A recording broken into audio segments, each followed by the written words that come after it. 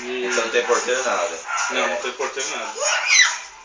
E aí em cima é os 4x4. E a escada tudo. Não, elevador. Ué, então tem que pagar a manutenção do elevador também. Não, mas ele falou que vai sair de 100 a 150 reais também, não faça isso. Mas a gente escutou lá também, não mandou pra lá.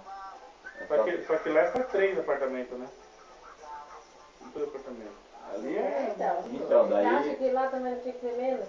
Lá tem 60. 60 casas não tinha que ser menos? Ah, mas aí é outro jeito, né, de trabalhar. Ó, lá em casa, lembra? 150. Com TV a cabo e tudo. 3 apartamentos. Só não tem elevador. Depois eu pego nas fotos e mando pra você ver. Quase a gente foi ver até agora no Rio de semente do quarto. Semente. Lugar não tem que Quero falar. na Maurício Joaquim, né? Não tem que falar, né? Ah, mas outro lugar que é bom e mais barato é ali na... As casas são muito antigas. também. Uma coisa que minha filha falou assim pra mim, cuidado pra não comprar uma caixinha de surpresa. Ela falou pra mim. Porque as casas daqui do Rio são antigas.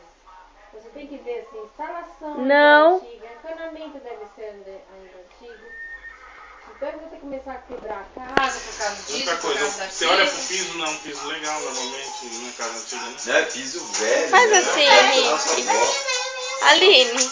Piso, Você tem que beleza? Eu falei não, por causa da 360, tomada, ele sentou ali. 50 mil numa casa, e aí, se esse Tô falando de você. ele tem mais de 50 mil pra Ele virou pra reformar você e do que falou. você quer. Então, aí não compensa. Eu Acabou já? pra pegar e fazer um financiamento. Pato? Sei lá. Fala, pá. Mais 50 Põe a mil sopa, e ficar Fábio. mais não sei quantos anos aí, tendo que pagar, já tô com 40. Fala, pá. 50 mil você vai ter que pagar. Você pagar uns 300 reais por mês pra não ser razoável, você vai ter que pagar E 6. tem na sopa do neném. Nossa, você vai ter que pagar quase 20 anos. Então, até 60 anos eu tenho que pato. ficar lá. Agora, se quiser pagar 50 mil em 60 vezes, você vai pagar 1.400 reais. Aí é